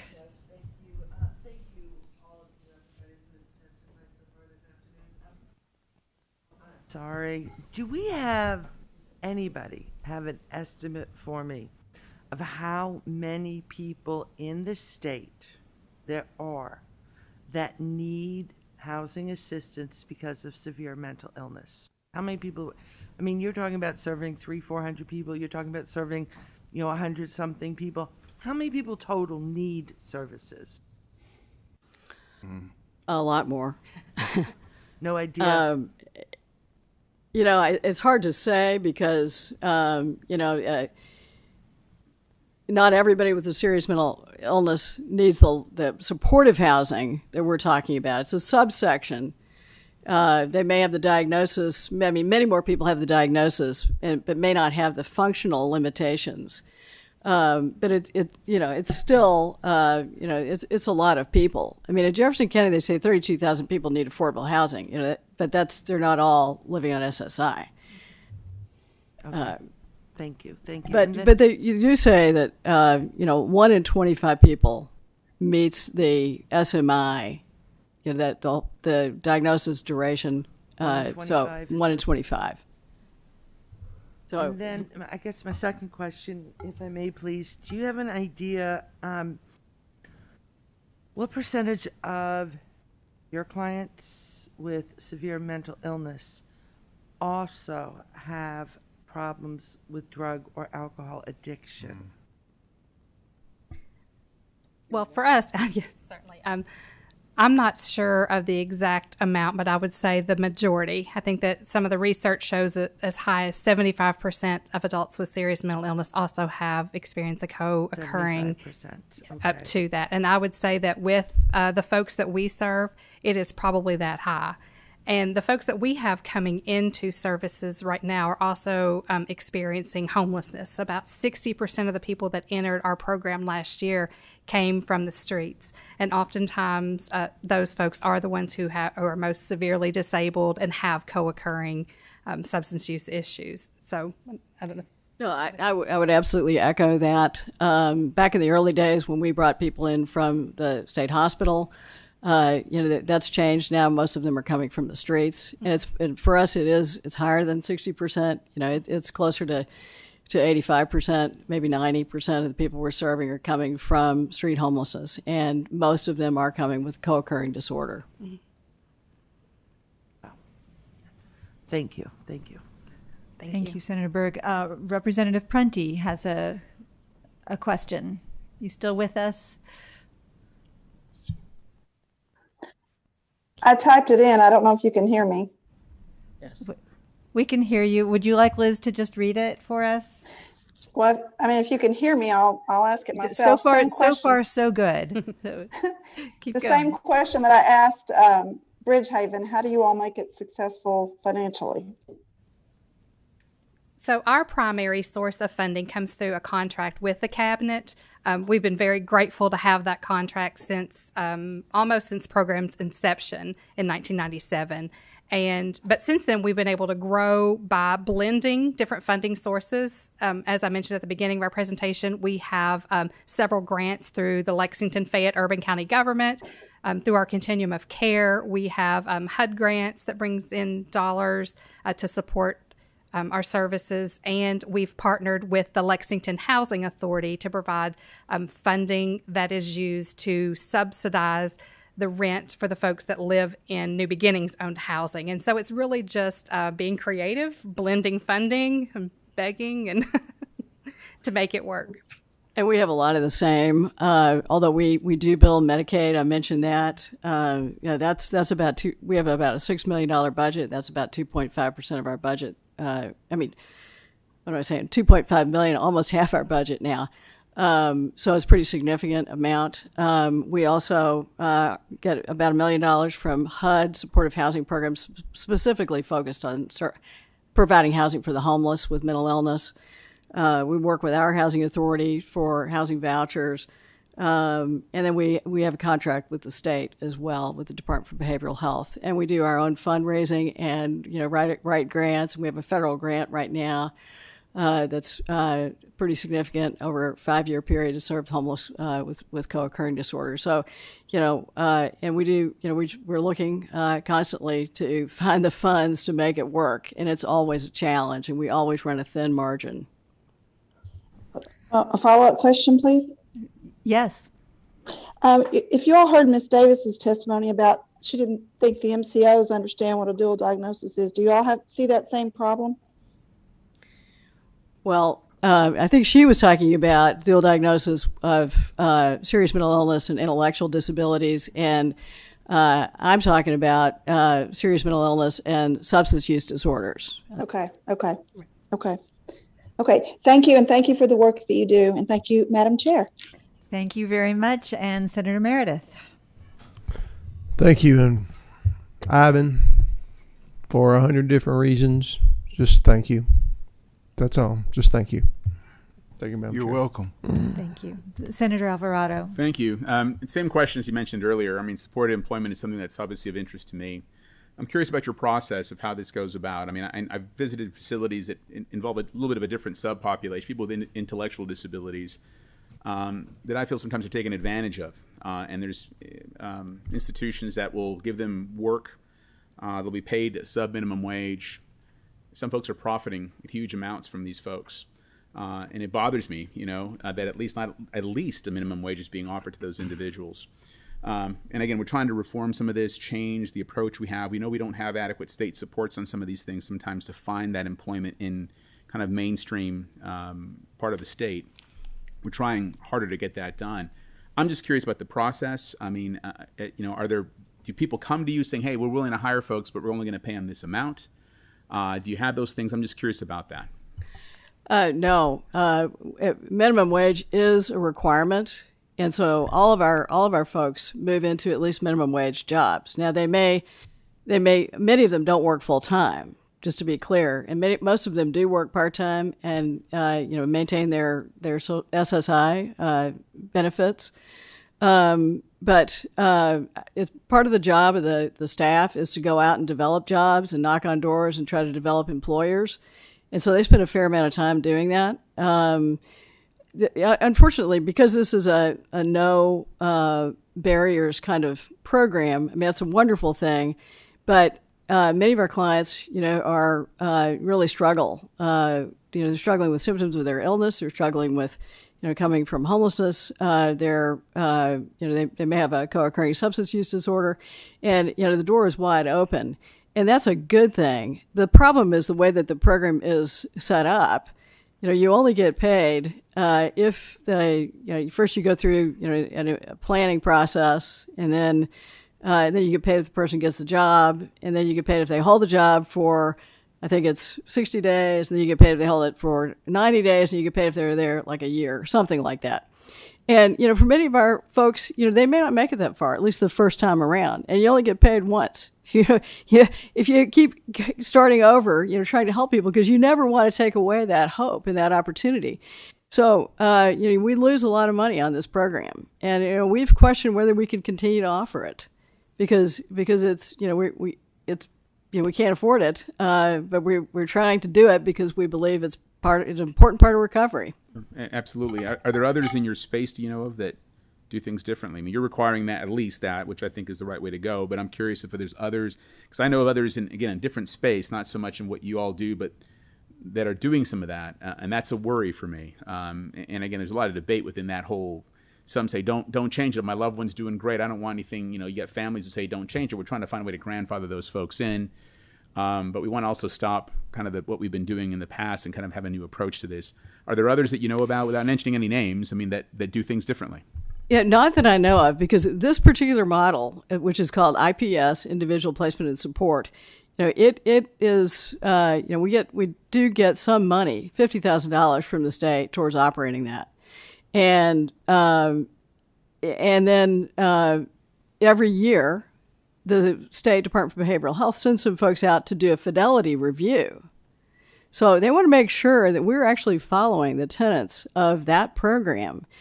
And and they do that for everybody who's providing the IPS program.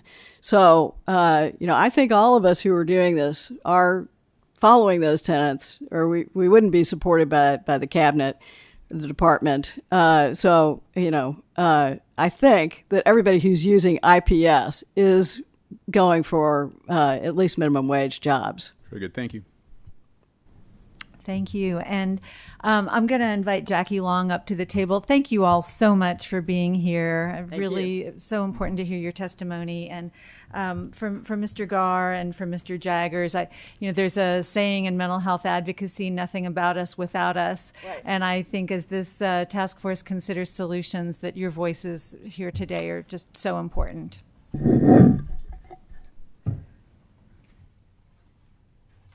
And Jackie, when you get settled in, if you could introduce yourself for the record.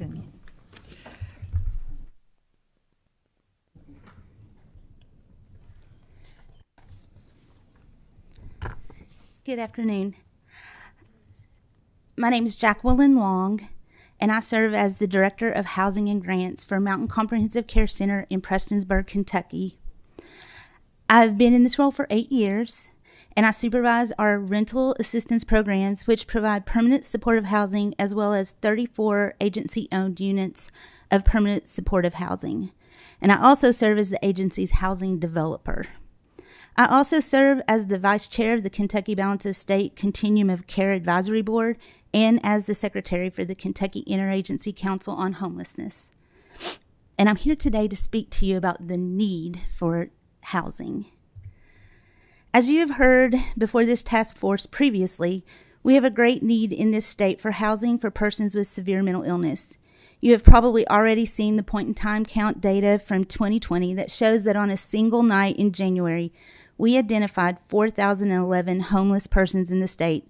656 of those persons self-reported that they had a serious mental illness. That number is likely to be much higher because human nature doesn't often let us admit to strangers that we have a mental illness. The Balance of State Coordinated Entry List is made up of homeless persons seeking housing in the 118 counties that are not Fayette or Jefferson, who have been assigned for vulnerabilities and are, quote, document ready, which simply means their length of homelessness has been fully documented, as has any disability. As of August 2nd, the list had 712 households, 348 of which had documented mental illness as a disability. I should point out that not all persons who are homeless have a severe mental illness, but likewise, not all persons with severe mental illness experience homelessness. Many are doubled up with family members or friends or otherwise precariously housed. It's nearly impossible to consider housing for the severely mentally ill without also considering homelessness because they are so closely related.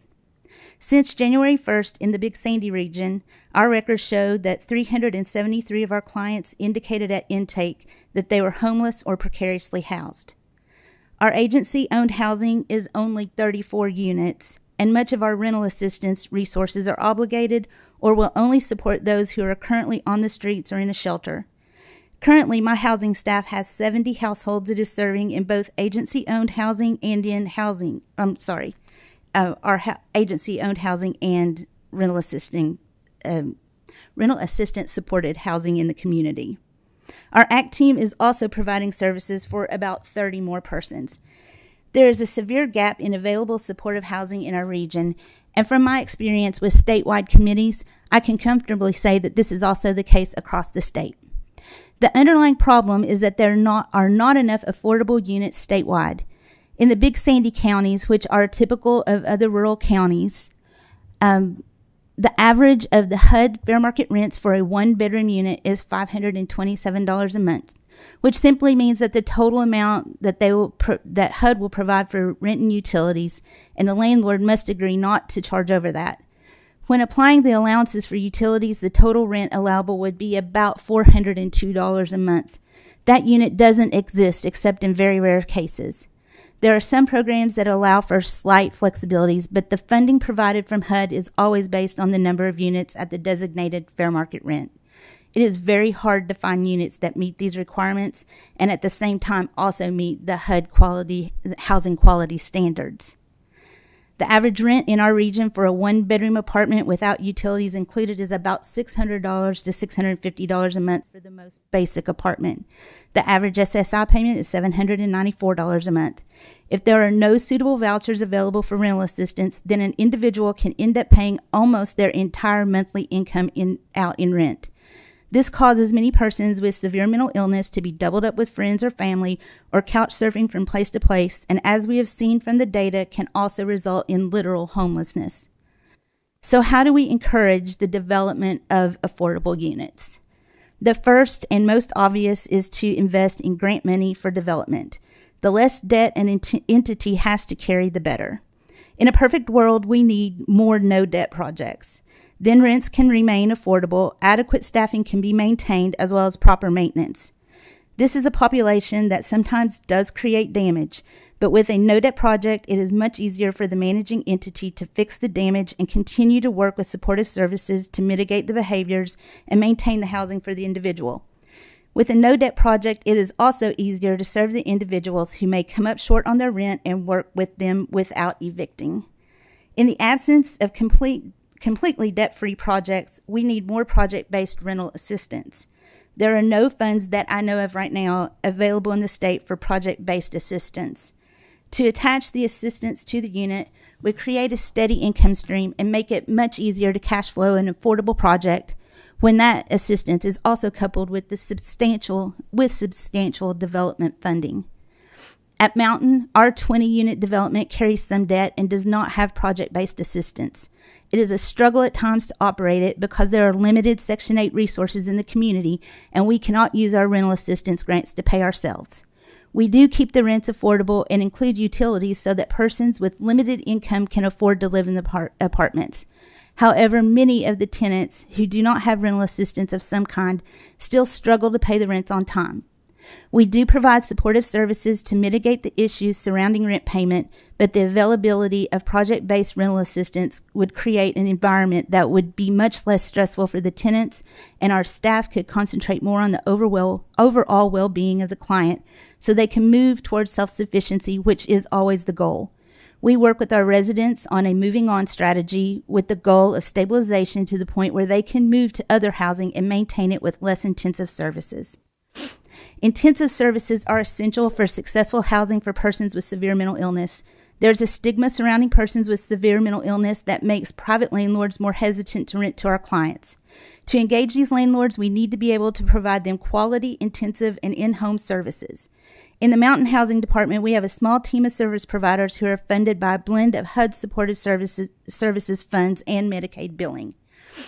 This team helps clients to locate affordable housing, negotiate with the landlord and understand the lease, and then develops a housing stability plan and helps lead the client through the plan. Referrals for case management and peer support are made, and we work with the individual on anything that may be a barrier to them maintaining their housing. For some individuals, supported employment may be appropriate, and we also make those referrals. To maintain overall well-being and socialization for the individual, we also provide referrals to Mountain's therapeutic rehabilitation programs. We try to ensure that each individual is wrapped in a variety of services so that they are on the road to stabilization. It is difficult to maintain this level of services. As you have heard in previous testimony, Medicaid billing is often a moving target. Right now, with the concessions that are in place due to the pandemic, we've been able to provide high-quality services in an intensive manner, and I'm proud to say that we have seen no cases of COVID-19 among our housing clients. However, once prior authorizations go back into place, I fully expect that it will once again be very hard to get targeted case management and therapeutic rehabilitation for our clients, which will have a negative impact on our service delivery. This model of service delivery promotes stabilization and reduces hospitalizations, interactions with law enforcement, emergency rooms, and jails. When services are removed or limited, it decreases stability and creates a situation where it is harder to keep an individual housed. At the end of the day, it is always our goal to allow the individual to live in the least restrictive environment of their choice. To accomplish this, affordable units with high quality and intensive supportive services are essential. Another missing piece of the housing puzzle is transportation. So many low-income individuals, especially the population we are discussing today, do not have a reliable source of transportation. In the Big Sandy region, as in other rural areas, there is no public transportation at all. Consumers can get to medical-related appointments via Medicaid-paid transportation, but they cannot get to the grocery, jobs, pharmacy, entertainment, or any other service that we take for granted each day. It is not enough to simply put a roof over someone's head. They have to be able to get from point A to point B on any given day. The lack of transportation creates a barrier to housing and jobs, and it is extremely difficult in a rural area to find affordable housing in an area that is walkable to services and jobs. In my years of working in housing at Mountain, we have seen many clients find stability. We have had clients who lived in tents and through stable housing and intensive services were not only able to reunite with their family, but become stable enough to find meaningful employment and support the family without rental assistance. We have a client who, prior to being housed, was caught in a cycle of hospitalization and jail, but once provided stable housing has been able to greatly reduce their hospitalizations and better control the barriers to the point that now they may be appropriate for supported employment services. The importance of having enough housing for individuals with severe mental illness is not just that it keeps them from being on the streets. It is that it promotes stability and wellness and can very well lead to a level of stability where the individual can maintain housing on their own. It's also about human dignity, because everyone deserves a home. I was struck by a story told by a colleague at another agency. They had just begun the process of working through the Olmstead Settlement Agreement and were moving individuals from personal care homes to supported housing. When they would check on this individual, they became concerned that he was often found in his apartment playing Guitar Hero, dressed only in his underpants. When they addressed the situation and asked him why, his response was simply, "Because I can." He was just happy to have an apartment that was his own, where he had privacy and he could do what he wanted. So while the need is great, the reward is greater. Stable housing provides individuals with the opportunity for wellness and self-sufficiency and creates a return to the community in reduced costs for hospitalization, first responders, and jail. I'd like to thank you for taking your time to explore this important subject. I hope we can all work together in the future to create positive outcomes for the Commonwealth. Jackie, thank you so much. And you drove home the point. This is not an urban issue. It's not a rural issue. It's a human. Yes. Thank you. Questions, comments from the task force? Thank you.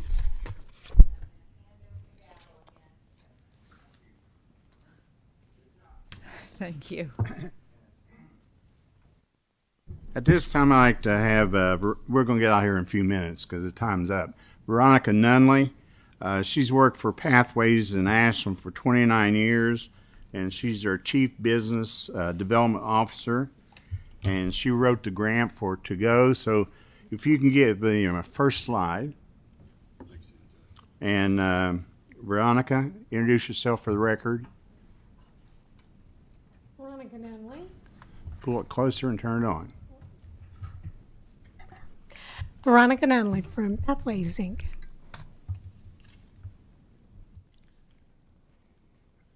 Go ahead and give us your talk. Okay, so we wrote a Kentucky Opioid Response Effort grant to take services to individuals who will not come to our bricks and mortar locations. We call this Pathways to Go. And we targeted 3 populations: people of color who are distrustful by and large of the behavioral health services coming into brick and mortar locations, to rural underserved individuals who don't have transportation or don't have reliable transportation, don't have internet service or reliable internet service, and then the disenfranchised. And these are the people with often the greatest need, the fewest resources, who present to emergency rooms and have many engagements with law enforcement. So we purchased an RV. We had it modified to have 2 rooms where we have telehealth services. One of the rooms will become an exam room. We are partnering with 16 community partners, including 2 hospitals, 8 health departments, several University of Kentucky grants, the Healing Studies grants, the Finding Cases grants. So it is impossible to do this work without community partners. We're also partnering with the Du Bois Community Center in Mount Sterling, Excuse me, Becky, put up the first slide.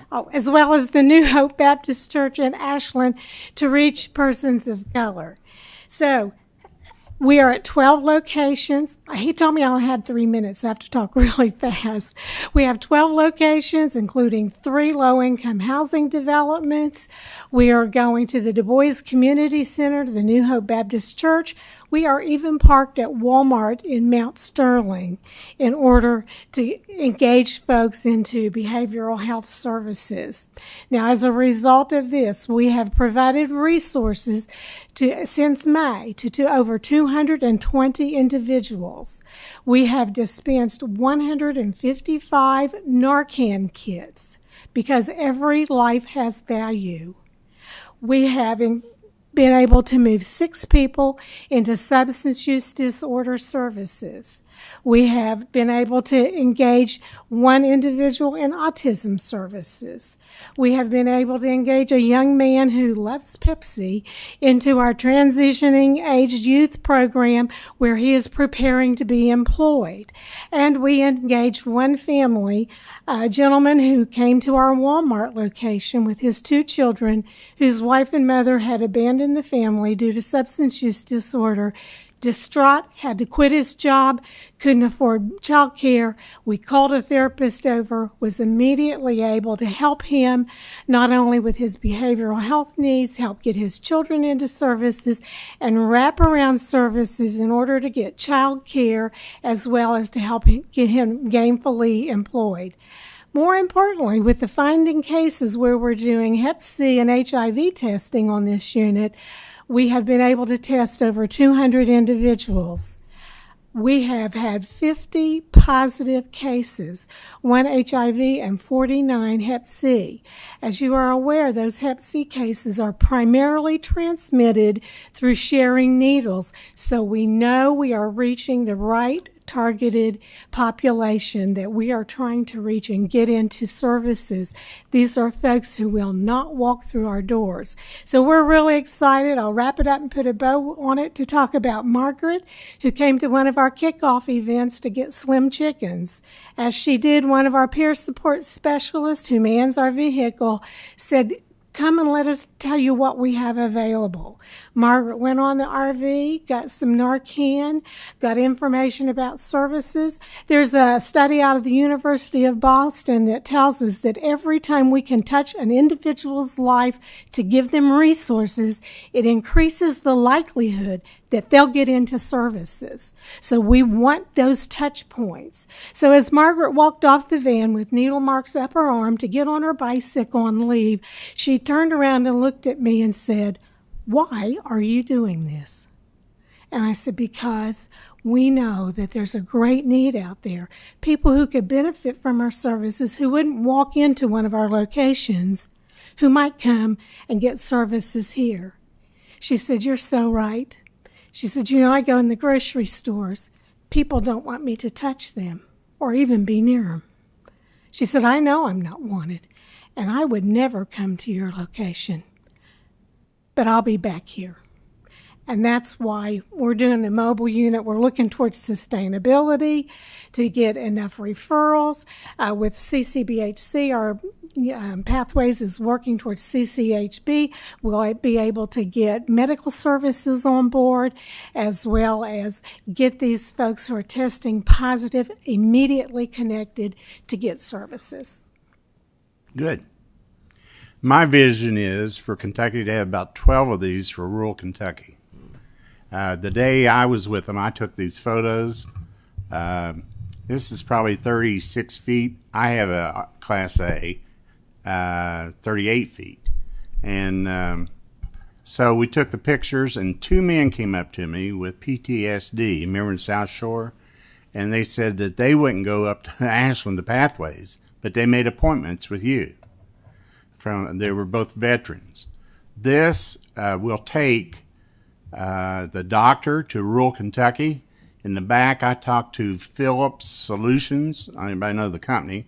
I'm sure Dr. Alvarado does, Senator Meredith, because they deal with atypical antipsychotics, but they were talking about they had this program in Japan, and they take the doctor to that broadband, and so the doctor comes to the patient.